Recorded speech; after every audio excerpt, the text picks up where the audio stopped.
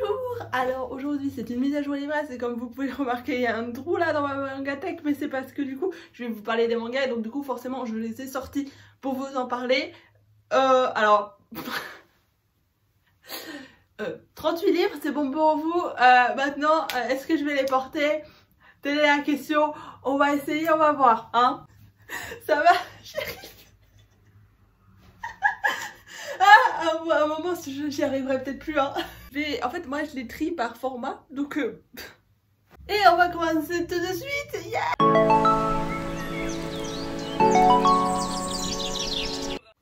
Je vais vous parler de Sasaki et Miyano. Alors c'est quelque chose dont j'avais déjà beaucoup entendu parler et quand j'ai vu qu'il y avait le 2, 3, 4 en occasion, je les ai achetés et j'ai acheté le tome 1 en neuf à la Fnac, comme ça. J'avais 4 tomes, j'étais contente, j'ai quand même pu économiser un petit peu. C'est très bien pour mais qu'est-ce que c'est lent. C'est lent, c'est lent. Bon, j'aime bien les trucs lents, mais quand même il se tourne légèrement un peu trop autour et est-ce que ça me saoule un petit peu? Oui. S'il vous plaît, faites quelque chose. Évoluer, parce que pour l'instant nous n'avons que lui qui est amoureux de lui et lui qui essaie de se poser des questions, est-ce que je suis amoureux de lui ou non?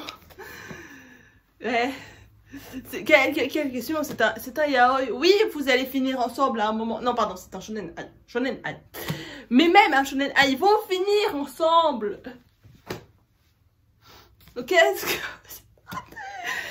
Alors, de quoi ça parle? Parce que c'est vrai que dit comme ça. Alors, ce petit Miyano est fan de manga en général. Et quand il va découvrir les lectures BL... Bosch Love, hein, pour ceux qui ne savent pas. Il va adorer ça. Il va être en mode genre, oh, incroyable. Mais par contre, il va trouver ça tellement honteux d'en lire qu'il va vraiment se cacher. Et quand son camarade de classe va le sauver, il va voir des scénarios de BL et tout machin. Là, notre cher petit Sasaki, lui, va commencer à s'intéresser à lui, à ce qu'il aime, et donc au BL. Et ça va faire une passion commune entre eux. Et plus qu'une passion commune, c'est plus de l'amour qui va germer parce que oui, quand même, il faut se l'avouer. Oui, il y a quelque chose entre eux, c'est juste que lui, il est aveugle et qu'il veut prendre son temps et et être chiant un petit peu. Un petit peu. Donc voilà. Puis je vais les ranger hein, comme ça au fur et à mesure, ça. Voilà, vous m'en voudrez pas hein. Pour continuer, nous allons parler de Seven Deadly Sins tome 13 que j'ai lu à la bibliothèque. Alors cette saga est toujours dans une mi-molle pour moi. Mais ce tome là était plutôt sympathique. Vraiment j'étais en mode... Ok, non parce que les 2-3 tomes d'avant c'était vraiment pas fou. J'étais vraiment... Mais celui-là est sympathique. Mais enfin du coup la saga pour l'instant reste en... Ouais, pourquoi pas. En fait j'ai envie de lire tout avant de me faire un avis. Donc... je vais tout lire et puis on verra bien. Je suis très triste parce que mon chouchou part. Mais comment même si, enfin c'est compréhensible, mais enfin bon, il part quoi. Le grand trou de ma mangatech est LDK. Alors oui, j'ai déjà lu la suite et j'ai lu du coup du tome 3 au tome 10 et je me suis bien sûr enchaînée parce que qu'est-ce que j'adore cette saga, mais vraiment. Alors, je dirais pas que c'est un coup de cœur, mais vraiment quand je la lis, mais je passe du bon temps, je couine, je rage. C'est ce que j'aime avec les shoujo, c'est que vraiment ils sont cons, ok? Et c'est pas grave, j'aime bien leur rentrer dedans et leur dire mais c'est pas possible, mais réveillez-vous. Mais du coup ils se réveillent, enfin forcément ça marche pas, Alors vraiment, à un moment donné, j'étais en mode... Mais bon, c'est quand même, c'est pas grave parce que quand même il s'est passé des trucs sympathiques, même si il se tourne encore trop autour pour moi et que ça n'a pas beaucoup de sens pour moi, ils devraient déjà être ensemble, mais c'est pas grave. Enfin, voilà, il y a trop de choses qui se passent que... Je sais plus, je crois qu'ils commencent à... Je sais plus quand est-ce qu'ils commencent à sortir ensemble. Même moi, je suis fatiguée, mais bon, je vais bientôt m'acheter la suite. Et quand je me remettrai dans la suite, je me souviendrai de ce qui s'est passé. C'est jusque là, mon cerveau est en mode... Tu as lu trop de choses, je ne sais pas quoi retenir. Si vous ne connaissez pas LDK, foncez, hein. Voilà. Et puis maintenant, le trou va être rempli.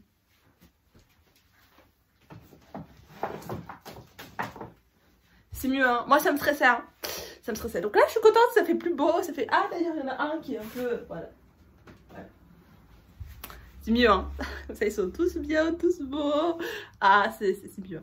On va continuer sur les mangas avec les Mémoires de Vanitas, tome 1 et tome 2.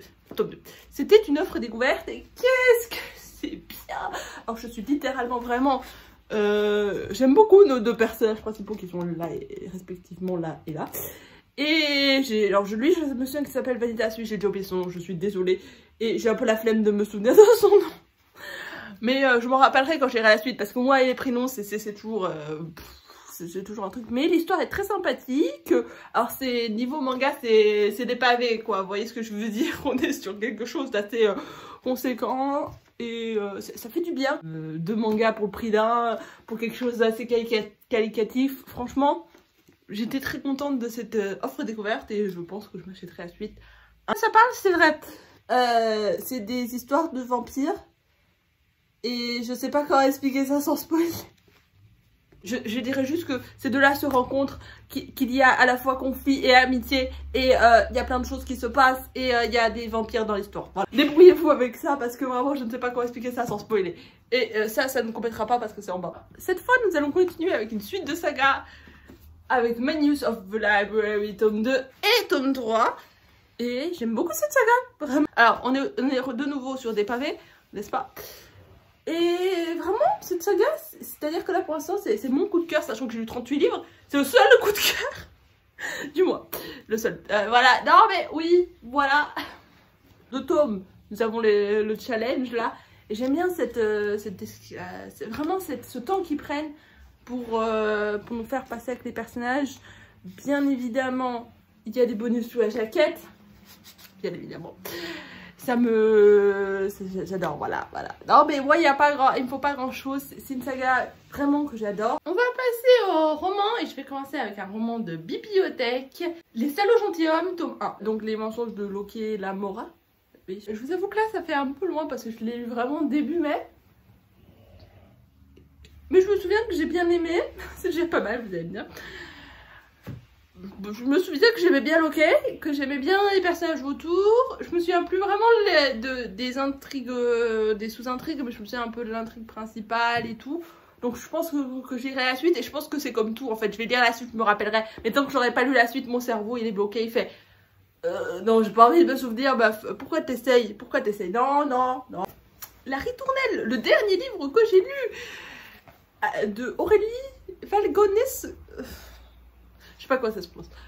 Alors je m'attendais pas à grand chose et c'était très sympathique. Alors je dirais pas que c'est le livre de l'année, c'est très bien, c'est bien écrit. Ce que j'aime bien c'est de ses cours, genre voilà. Ouais, voilà, c'est vraiment, tu le lis vraiment comme de rien, comme une lettre à la poste comme on dit. C'est un livre sur Noël. Oh mais c'était vraiment très ironique, hein, vraiment j'étais en mode ouais. Enfin, c'est des problèmes de famille que je n'ai pas, donc forcément j'arrivais pas à m'identifier, mais ça me faisait bien rire parce que justement moi c'est un peu tout le contraire, ma famille. Donc là du coup c'est à Noël et puis tout va s'accumuler et puis tout va un peu exploser et puis ça va partir à gauche à droite et tout. Donc c'est très sympathique. Nous allons passer sur une bonne lecture, Cœur d'encre. Alors si vous voulez avoir mon avis plus explicite et l'histoire et tout, je vous mets la fiche. Alors il y aura énormément de fiches hein, pendant cette vidéo. J'ai fait énormément de vidéos sur mes livres et donc vous aurez pas mal de fiches. Donc allez voir ma vidéo sur Cœur d'encre. D'ailleurs j'en suis plutôt fière, j'ai fait un joli montage et tout. Le mari de Freeze Casland, je l'avais acheté en février et je l'ai laissé traîner et c'est une piquette. Voilà, une déception, ce que vous voulez. Alors, en fait, c'est-à-dire qu'il avait tout. Le scénario était génial et en fait, la 4e de couverture, je l'ai relu parce que je voulais savoir si je gardais le livre ou non. Et quand j'ai relu le livre, parce que quand même, il traînait depuis février, moi, je garde jamais un livre aussi longtemps. On m'a parlé surtout, donc j'étais en mode genre, bon, ok, je vais lire le résumé. J'ai lu le résumé. Et puis j'étais en mode, vraiment, le résumé était hyper bien écrit. J'étais en mode... Oh mais l'histoire elle a l'air dingue et tout, parce que c'est le genre, je me dis c'est le genre d'histoire que j'aime bien. Allez c'est parti. Alors du coup de quoi ça parle, c'est l'histoire d'une femme dont le mari a disparu en mer et elle va être dans une sorte de déni total de la disparition et la mort de son mari, total. Et elle va du coup l'imaginer comme s'il était toujours là, elle va vivre exactement pareil, c'est-à-dire elle va discuter avec lui alors qu'il n'est pas là, etc. Et le plus étrange c'est que tout le village, toute cette île va faire pareil. Vraiment pareil. Et une journaliste va arriver et va... À la base, elle était pas du tout là pour faire un reportage sur ça. Elle était là juste pour faire, je crois, un reportage sur Friesland, etc. Les petits trucs, des machins. Et puis là, elle va découvrir cette... en fait, c'était cette chose très étrange, en fait. Pourquoi? Et elle va du coup beaucoup s'intéresser à ça. Et voilà. Alors, vraiment, vous voyez, l'histoire, ça donne envie de... Oh, incroyable, machin. C'est long. Très long.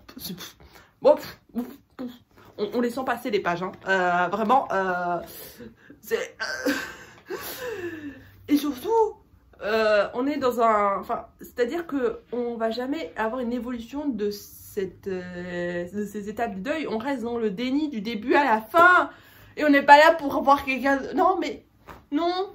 Oui, je veux bien au début, mais moi je pensais qu'il allait avoir un travail sur le deuil, qu'on allait avoir quelque chose. Genre, elle allait passer par les différentes étapes et on allait finir sur une acceptation et tout. Mais pas vraiment. Du coup, non. Du coup, vraiment, pas aimé quoi. Voilà. Nous allons parler du Wanderling, enfin le Wanderling, un livre jeunesse dont j'avais entendu parler et qui m'avait... du coup, je m'étais dit, allez, je vais le lire. J'ai vu qu'il était en bibliothèque, donc j'allais le lire en bibliothèque. C'est un livre sympa, sans plus. De quoi ça parle? C'est l'histoire d'un petit renard qui n'a qu'une seule oreille, qui vit dans son orphelinat qui est une prison et qui va avoir des amis. Enfin, des amis, plutôt des ennemis, mais il va avoir une amie qui va être en mode hey, tu sais, le monde extérieur c'est bien, tu as toujours vécu ici, mais il y a d'autres choses qui existent. Viens avec moi. Et puis ils vont partir de leur orphelinat, ils vont vivre pas mal de petites aventures pour essayer de retrouver qui ils sont, etc. Enfin, une quête d'identité, ce genre de choses.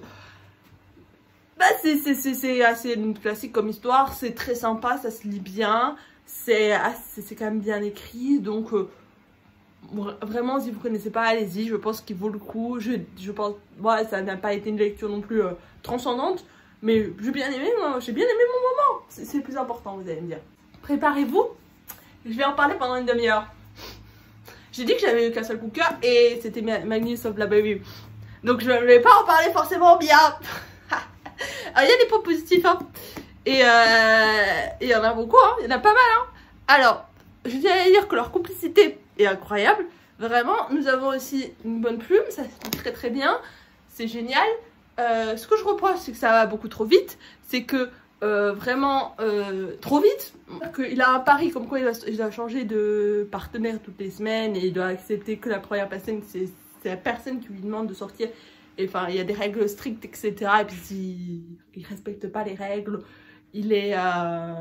Enfin, il a perdu le pari et il doit venir en bus jusqu'à la fin de l'année scolaire parce que lui, il est très attaché à sa voiture parce qu'on est en Amérique et qu'en Amérique, on peut avoir le permis à 16 ans. Enfin bref, vous voyez sous notre petit Kay là, du coup, il va comprendre que c'est la personne, donc c'est pas forcément une fille. Puis enfin, vraiment, de manière pas naturelle, il va lui demander de sortir ensemble parce que ça fait pas du tout partie de son caractère. Mais puis non, mais jamais je le ferai, machin. Et puis 3 secondes plus tard, hey, tu veux sortir avec moi? Bon, j'avoue que ce moment-là, j'ai gloussé parce que... c'était à la fois rigolo et mignon ou quoi, je t'avoue. Et puis je sais pas pourquoi, mais je suis désolée, j'ai vu pas mal de similarités, j'ai bien dit similarités, hein, entre Destiny Weisenkeller et Aesop. Et de vous dire ça, nous avons un petit introverti très penché, très cloîtré dans lui-même et dans ses passions. Il a très peu d'amis, il a d'ailleurs que 2 amis, un mec et une fille qui sont ensemble. Et il tombe amoureux du mec le plus populaire du lycée, qui est quelqu'un d'assez gentil, ouvert, et qui est footballeur, qui est donc du coup très sportif. J'espère que vous voyez similarité si vous avez lu les deux, parce que c'est pas fini, c'est pas fini. Nous allons avoir du coup la romance entre les deux, donc lui qui est amoureux de lui, et lui, le fake dating, je savais dans quoi je m'engageais, hein, j'aime bien le fake dating, hein, mais bon, c'est quand même, tu sais qu'ils vont finir ensemble, donc t'es en mode, ouais, enfin... Ah oui, et bien, alors d'ailleurs bien sûr il respecte pas le pari le dernier jour le dernier jour de son pari. Genre ils auraient pas pu attendre le lendemain pour s'embrasser machin. Ok, quoi. Et donc du coup ils vont du coup sortir ensemble, tout se passe bien machin. Nous avons le meilleur ami de machin qui est un homophobe de première, qui est vraiment, vraiment du même niveau que, là, je crois qu'il s'appelle Henri ou... C'est pas Ben, je crois que c'est Ben. Ben ou Henri, je sais plus. Je suis en train de me perdre dans moi-même. Et... donc ils vont sortir ensemble et lui du coup il a pas encore dit au lycée qu'il était gay, même pas à ses amis ne le savent pas, personne le sait en fait, et il va le dire à lui quoi. C'est pas la toute première personne parce qu'il avait déjà chatté avec des gens sur le net, mais enfin bon. Donc du coup nous allons avoir un rejet assez fort de ses parents. Yes, une violence de plus. Oui, pourquoi pas, enfin bon. Ouais. Yeah. Et bien sûr il va être parce qu'en fait il va être forcé de faire son coming out parce que une photo d'eux dans un photomaton en train de s'embrasser va être fuitée. Voilà, et un peu tout le... Alors il va y avoir pas mal de lycée qui va être contre lui, mais lui il va être en mode en train de le protéger en mode mais qu'est-ce que vous faites? Un coming out forcé, enfin moi je comprends pas d'ailleurs les coming out forcés. Pour moi il n'y a même pas besoin de le dire, enfin t'es la personne que tu es. Et il n'y a pas besoin de faire un coming out si tu n'en as pas forcément le besoin. Et forcément, alors il y a beaucoup de bonnes valeurs sur l'homosexualité. Je trouve ça assez bien là-dessus. Et pour ça, bien sûr, je vous le recommande. Ça reste quand même, dans l'ensemble, un très bon livre. Et vous allez passer un bon moment en le lisant. Il se lit comme de rien. Vraiment. C'est découpé en... Les parties sont découpées en jours de la semaine. Et ça passe vite, hein. Oh, le temps il passe vite, hein, parce que wouhou. Mais j'adore, voilà. Ils sont trop mignons. Ils sont quand même trop mignons ensemble, voilà, hein, voilà. On va pas se mentir qu'ils ont une bonne complicité et ça reste quand même un très bon livre, voilà. Je vous le conseille. Nous allons parler de Moons Brothers, qui est une déception. Alors, comment expliquer ça? J'en avais énormément entendu parler en bien et tout. Et puis je me suis dit, allez, je vais prendre la bibliothèque. Non, je vais pas aimer. Je pense qu'en fait, le fait que ce soit un livre en vers traduit a déjà perdu énormément pour moi. C'est-à-dire que forcément, ce n'est pas la même chose. On ne peut pas réussir à... Un texte en vers, en poésie, peu importe, ne peut pas être bien traduit. Ce n'est pas possible parce que tout simplement, il y a des choses qui n'existent pas. Donc, il y aura forcément quelque chose qui va manquer. De toute manière, déjà, il y a ça. En plus, donc du coup, ce qui fait, c'est que moi, du coup, j'ai pas du tout compris l'intérêt que ce soit en vers parce que enfin, ça ajoutait rien à l'histoire, quoi. Enfin, non. Alors, de quoi ça parle? C'est l'histoire d'un mec qui est envoyé en prison, et puis il a un frère, et puis quand il est envoyé en prison, il était tout petit le frère, puis le frère va grandir, et puis quand il va être assez grand, là, ils vont dire « Hey, on va tuer ton frère !» Parce que il y a la peine de mort encore dans certains états des États-Unis, et notre petit, donc le petit frère va donc devoir, à 15 ans, il va du coup se battre pour son frère, pour essayer de découvrir toute la vérité autour de cette histoire, parce que tout n'est peut-être pas exactement ce que l'on pourrait croire, enfin bref. C'est assez sympa, ça se lit bien et voilà. Non mais c'est un sujet très important qui est la peine de mort, je trouve c'est important d'en parler. Le journal d'un condamné m'a fait beaucoup plus d'effet. J'ai encore énormément de souvenirs du journal d'un condamné. C'est important de parler de la peine de mort et si vous voulez avoir un livre qui parle de la peine de mort, il en parle bien en tout cas, vous voyez ce que je veux dire. C'est bien abordé tout ça donc... si vous voulez lire un livre là-dessus, il est très sympa. Hein. Moons Brothers, je vous le conseille. Si c'est ce que vous aimez, allez-y. Tergiversez dessus parce que j'en ai fait un vlog, mais la sorcière de Simpsy. Et j'ai vraiment beaucoup aimé. Alors lui, il est vraiment aussi passé à pas grand-chose du coup de cœur. Mais il y a quelques moments qui m'ont un peu sorti. Alors je l'ai dit dans mon vlog, mais je le redis ici. Alors 1648, donc on n'a pas les mêmes mœurs, donc c'est pas la même chose, on est bien d'accord. Et donc à un moment donné ça parle de, alors ça parle de viol, mais de manière, d'ailleurs là le moment où il parle de viol, vraiment je suis désolée mais c'est tellement ridicule. C'est tellement ridicule parce que c'est, vous allez voir, si vous le lisez vous comprendrez ce que je veux dire parce que c'est tellement bien écrit, c'est tellement beau, c'est génial, ok? Toutes les punchlines, tous les discours, Cette femme, ok, est incroyable, ok? Voilà. Une base. Angleterre, 1648, une époque périlleuse pour une femme indépendante. Et en plus, elle est mère de 2 enfants. Non mais elle se bat pour elle, pour ses enfants. Vraiment incroyable, voilà. Donc bien sûr, si vous voulez avoir normalement mon avis et mon avancée de lecture au fur et à mesure, allez voir mon vlog lecture Dernier livre de bibliothèque. Pas encore dernier livre de la mise à jour l'ivresse parce qu'il y en a encore un petit peu. Yeah, tenons le coup ensemble. Blaireau et puis toi. Alors, à la base, je ne connaissais pas, je l'ai vu, j'ai lu la 4e de couverture et j'étais en mode un livre qui parle de discrimination pour les enfants, ça a l'air très sympa ça. Et j'adore. Alors, j'ai plus le livre sur moi, donc je pourrais pas vous lire la citation exacte du 4e de résumé, mais en gros, c'est l'histoire de Blaireau qui fait un travail sur les recherches de Pierre. C'est toute sa vie. Mais malheureusement, il n'a pas les moyens pour avoir un chez lui. Donc sa tante, je crois que c'est sa tante va lui prêter sa maison.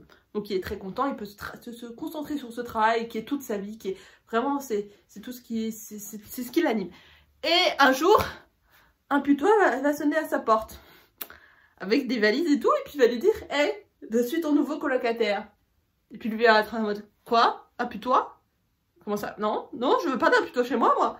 Non, non, non, non, non, non, non, non, hein. » Puis nous allons avoir pas mal de discours, c'est-à-dire que si on peut totalement mettre ça dans les discours d'aujourd'hui et se rendre compte que bah c'est pas très normal d'avoir ce genre de discours quand même. Enfin, il faut pas s'excuser d'être un putois, quoi. Faut non, non, ouais. Enfin, avec aussi cette idée, peut-être même aussi de la discrimination et peut-être même du racisme inconscient. Et ouais, hein, c'est très très bien écrit, c'est très très beau. Et vraiment, genre, nous avons aussi une amitié qui va se former entre ces deux-là. Incroyable. Non, mais juste pour vous dire, c'est qu'au début, Blaireau, il veut tellement pas de lui qu'il va lui dire, il le met dans le placard et il lui dit, ça c'est le placard à inviter, c'est ce que j'ai de mieux à offrir, machin. Parce qu'il veut pas l'avoir avec lui dans les chambres en haut. C'est bon pour vous? Et on arrive quand même à apprécier ce personnage. Blaireau, oui, on arrive. Même si des fois c'est compliqué en général. On arrive à quand même, en général, à bien l'apprécier parce que il a une évolution. Il reste pas planté non plus trop longtemps sur ses idées. Et il change pas non plus d'avis comme ça. Nous avons pas à pas une amitié, etc. Nous allons voir que finalement, l'un a besoin de l'autre et l'autre a besoin de l'un. Et tout le monde est content et cette cohabitation va bien finir, forcément. Donc, je vous conseille, si vous ne connaissez pas, allez voir Blaireau et puis toi. Les archives des films Disney de 1921 à 1968. J'étais plus trop sûre des dates. Et donc du coup, je vais essayer de vous le feuilleter. Si je peux. Voilà. Donc, ça se présente un peu comme ça. Donc nous avons le film qui va être parlé. Et ensuite, nous avons pas mal de moments comme ça avec des illustrations, du texte. Je vais essayer de vous prendre un endroit où il y a plus de texte parce que quand même il y a des moments où il y avait pas mal de texte. Ouais, enfin voilà, des fois c'est quand même vachement concentré, on va pas se mentir. Et je l'ai lu un petit peu petit à petit. Voilà, par exemple ça, ouf, tu le sens passer, hein. Voilà, c'est très intéressant. Moi je suis une grande fan des films Disney, donc je voulais m'en intéresser. J'en ai un autre sur Walt Disney, toute l'histoire, donc ça va être encore différent. Enfin voilà, j'ai hâte quoi. Voilà, j'aime bien me pencher sur les choses que j'aime bien. Enfin voilà, c'est normal. Enfin, voilà, je pense en tout cas. Donc plus je me documente, plus je peux dire que je suis une fan Disney. Voilà. Pour ceux qui ne savaient pas, hein. Ouais, j'aime beaucoup Disney. Lettre du Kansas. Alors c'est un petit. Oh, j'ai retrouvé un. Ne marque pas, j'étais restée dedans. C'est pas grave.